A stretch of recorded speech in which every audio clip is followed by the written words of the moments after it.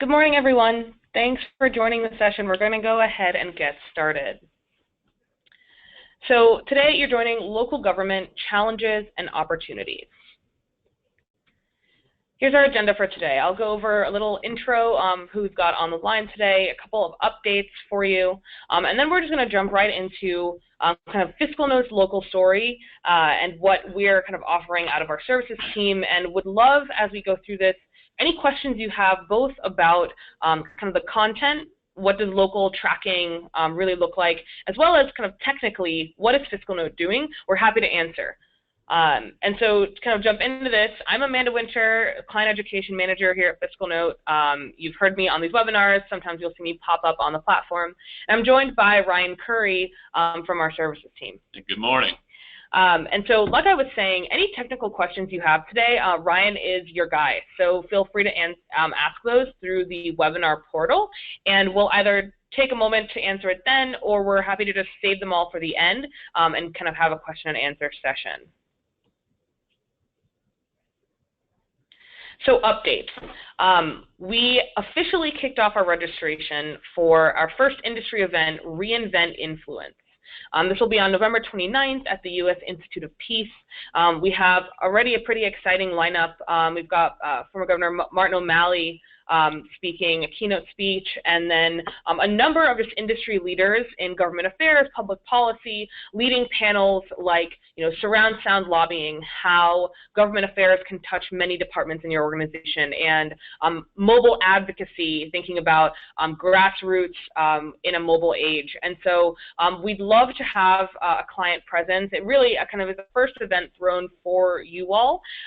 So the registration is up. You've gotten an email, but you'll continue to get emails. And then we also have a promotion for teams that would like to send 3 or more people. I'm happy to talk more about that. Our last one here is we've actually had for a couple of months a LinkedIn group called Innovation in State and Federal Government Affairs. We'd love for you to join that. We're constantly posting kind of fresh perspectives on government affairs, on open government data, and kind of blending both what Fiscal Note's doing and then just trends we've seen in the industry. So would love to have you there as well. Okay, so I think we're just going to jump right into local government, local data, and then what Fiscal Note's doing in this space. Yeah, and so kind of the beginning of this is that you're currently using a software that is legislative, state legislative, federal legislative tracking. Some of you also use our state and federal regulatory tracking. But about 8 months ago, we started hearing from our clients, okay, we have a handle on the bills, we have a handle on the promulgated rules, but for organizations that are large and wide-reaching, local information, so local ordinances, local committee hearings and town halls, these are places where a lot of conversations happen that really impact a business if they don't know about them. And so our client said, what are you doing about this, right?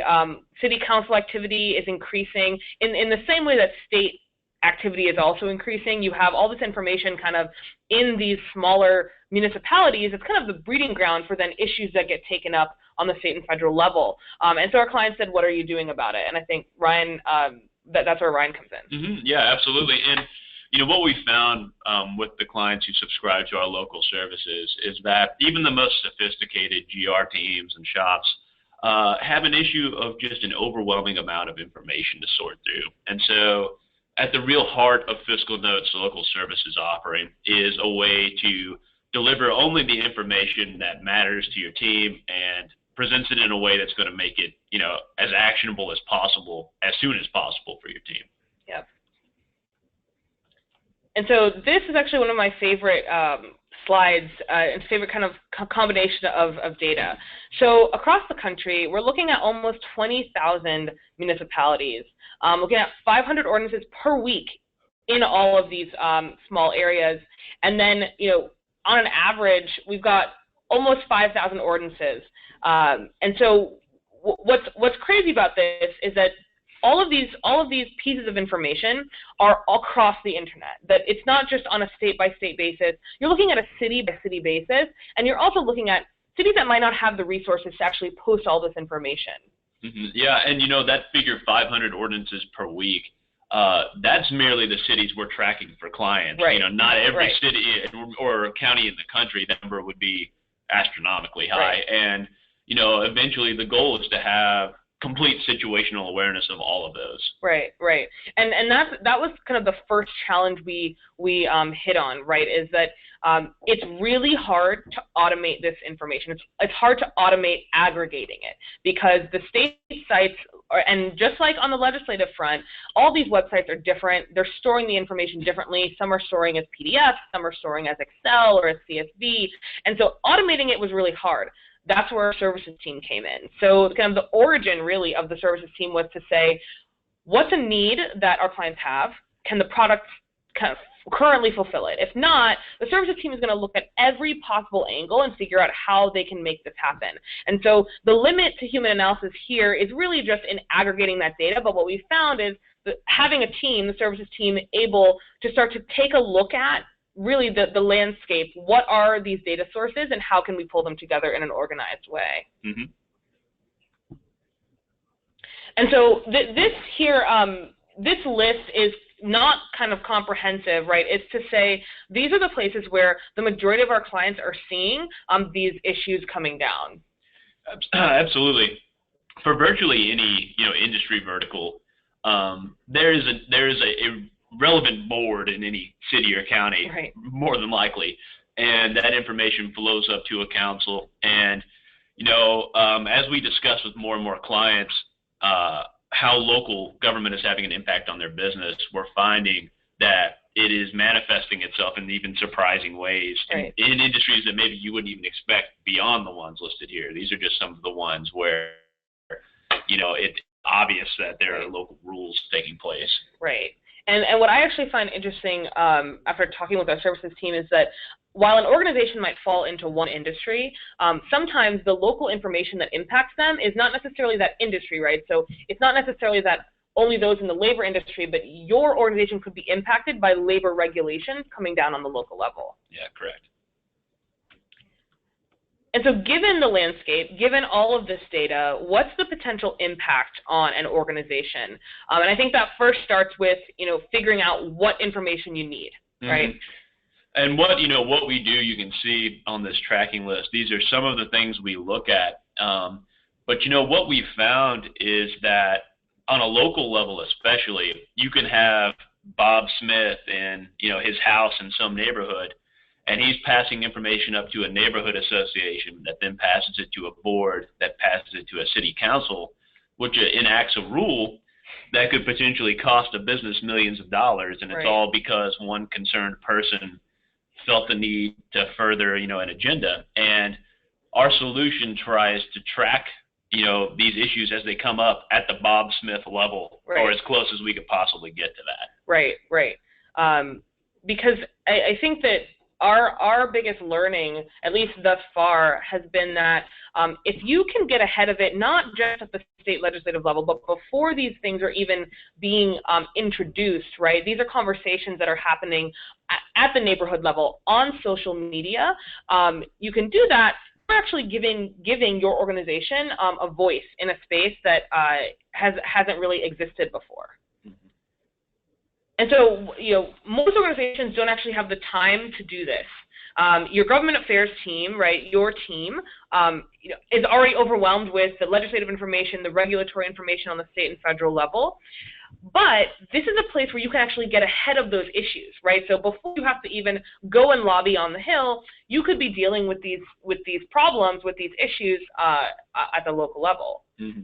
And, again, we talk to clients all the time who are extremely sophisticated in dealing with local governments, but just from a sheer data perspective, no one person has the time to read, thousands of ordinances a week, and also mobilize that information in a meaningful way. So that's again the heart of this solution. Right. I think the unfortunate part of local information is that a lot of times it's all just stored together, right? I don't think that these municipalities are necessarily saying we're going to, batch out the things that matter to this industry to this industry. So you could be spending time going through a lot of information that doesn't actually matter to you. And that's kind of the first real, I think, value prop that that having a service do this for you really gets that. And so what exactly is the Fiscal Note solution? I think, Ryan, you're the best person to really speak on this.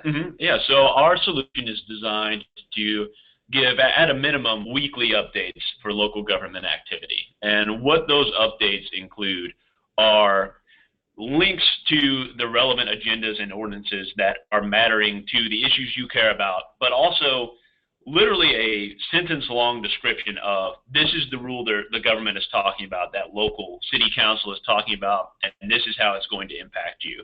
You know, very, very succinct description of this is what's happening and why you should care. And providing links and relevant context so that not only are you aware of it, but you know with whom to engage and how to engage. Right. So, you know, from the clients that you're interacting with, who usually is using this information, or what do they do with the list that you send them? So a lot of the time we are working with, you know, if there's a director of local engagement for a particular organization, that person is coordinating with their folks around the country and disseminating that information to them, kind of acting as a conduit with which to organize and act upon the information. We also have folks who are tied to a specific locality that we're providing this information to, because even on a very granular level, if someone is assigned to a very, you know, small region, they still have the problem of having to read through massive quantities of information. And so that person also receives it.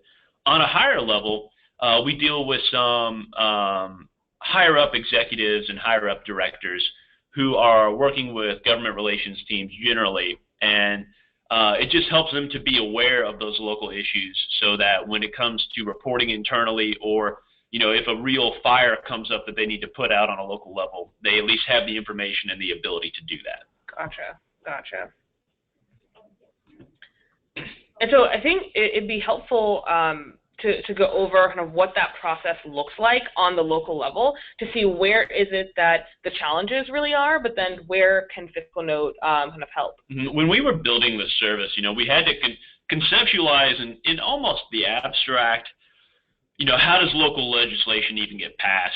What information and data sets should we look at when we are trying to provide this actionable intelligence? And I think it's really valuable to kind of work backwards, right? So, you know, on the right side of the screen and kind of at the highest level, you have the city council. But before things reach that council, usually it is passed through a board or a subcommittee or something like that, and they hear it and then refer it to the council.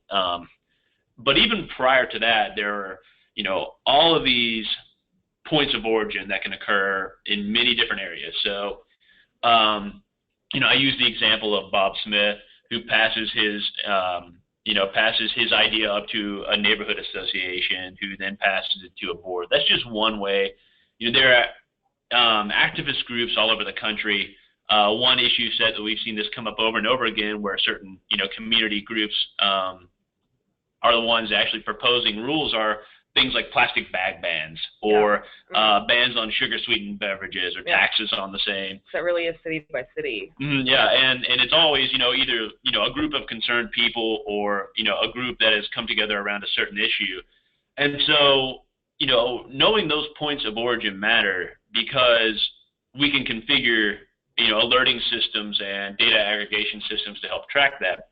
And part of what we do for the local services of Fiscal Note is that we use social media aggregation tools and news aggregation tools, and run our kind of data-driven analysis over that stuff, so that, you know, while an idea is kind of out there in the ether, per se, before it's been tied to a certain legislative body, we're able to pick up on that.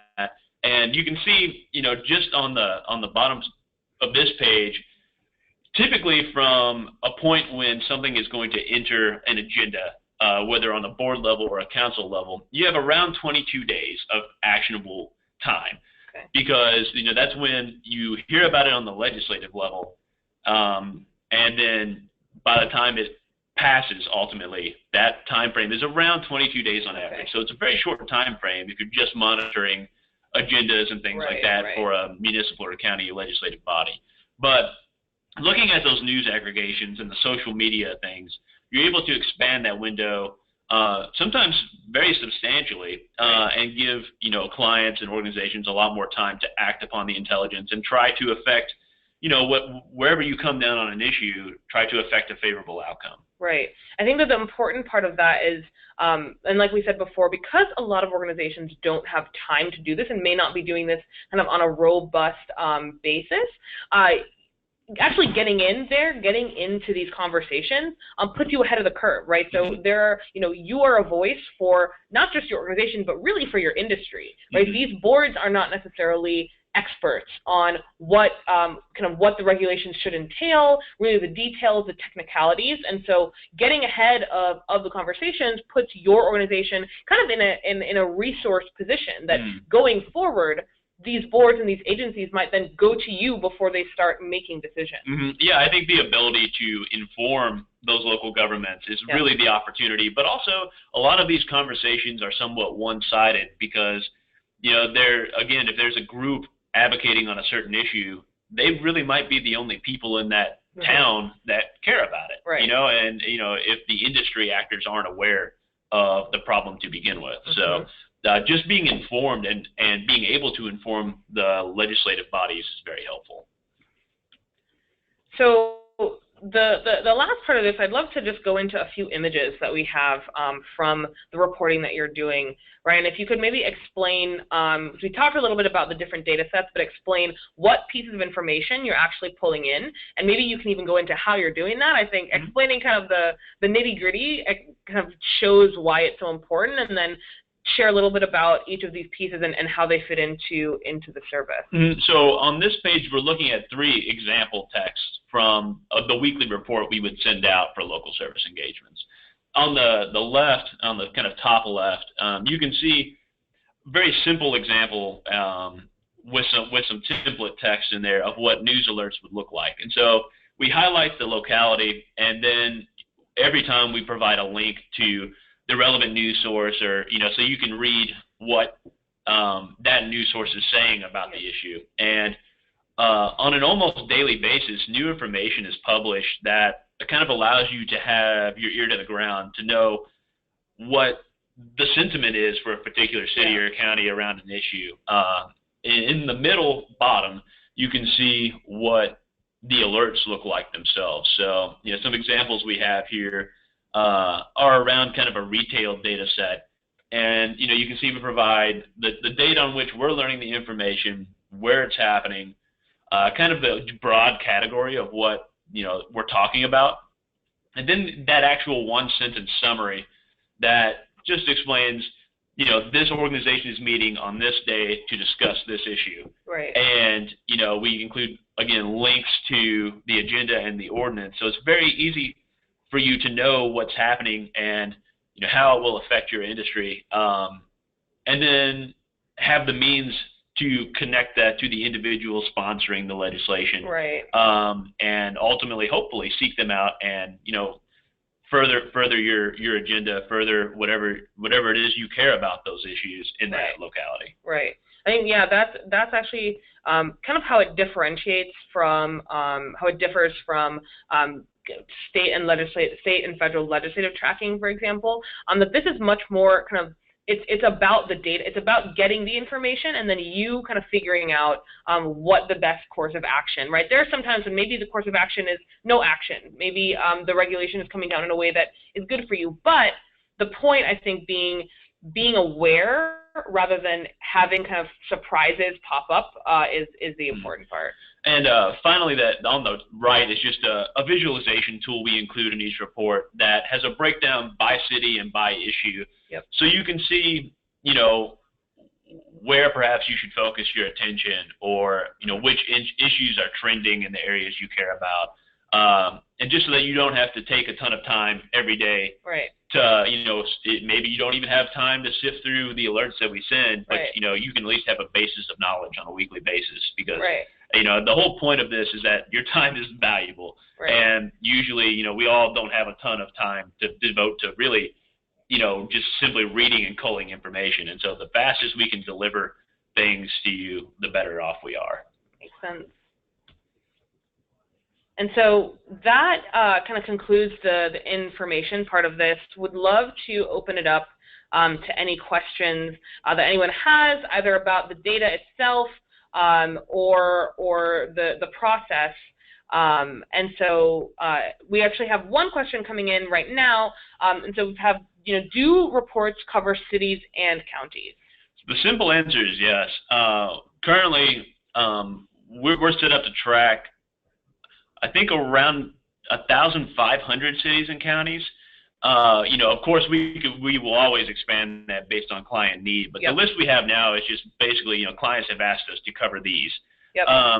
And we count cities and counties as separate units.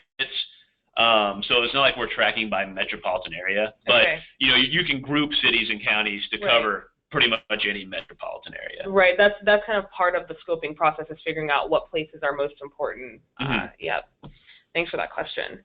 And if there are any other questions that come in, happy to answer. I'll give everyone kind of a couple minutes, and then we'll come back and answer the ones that come in.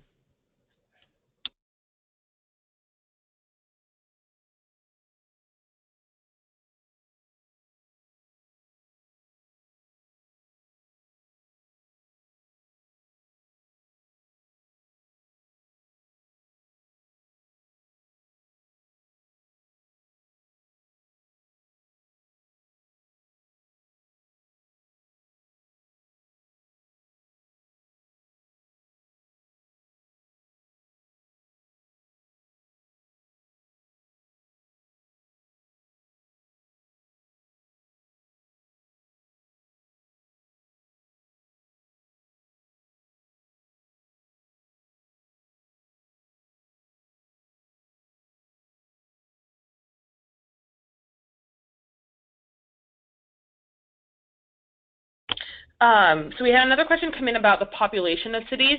We're actually looking that up really quickly, and we'll get you that information shortly.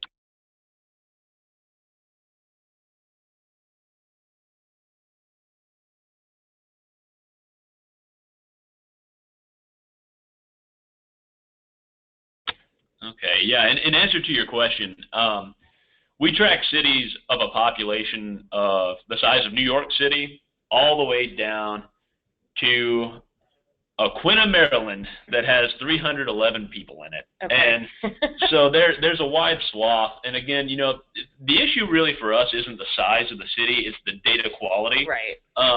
But as long as there's a reasonable data quality, we can track virtually anything. In fact, as of now, we're even tracking some neighborhood associations. So, I mean, it really just depends on that. The average population probably rests somewhere in the, low hundreds of thousands, but we can do it for virtually any size city. Okay, awesome. And the kind of pricing works is that it's based on sets of cities, right? So there's a certain number, and then there's additional cost per additional city, or essentially, yeah. So what we do with each client is, if someone approaches us for local services tracking, we do pretty in-depth scoping calls to determine, what are the issues they care about, how can we become experts in those issues, what you need to tell us to kind of inform us on those things, and then, which cities and counties are most important and priorities, and, which ones do you care about in the whole totality of things, and so we price it again based on pretty much the unit, each council or board that we're tracking. So, even within one city, we could be monitoring 100 different boards and committees. And so each of those things would represent one unit for pricing purposes. And those things, scale as they go up, so it's not like a linear increase in price. Gotcha. We have clients that ask us to monitor 10 boards and councils. We have clients that have asked us to monitor, 3,000. So awesome. It really just depends on what the need is each time. Awesome. Well, that makes sense. I'm going to give you guys just a couple more minutes to send in some questions, and then I am happy to give you back a half hour of your time. So, any questions you have, and we can also follow up via email afterwards. Let us know.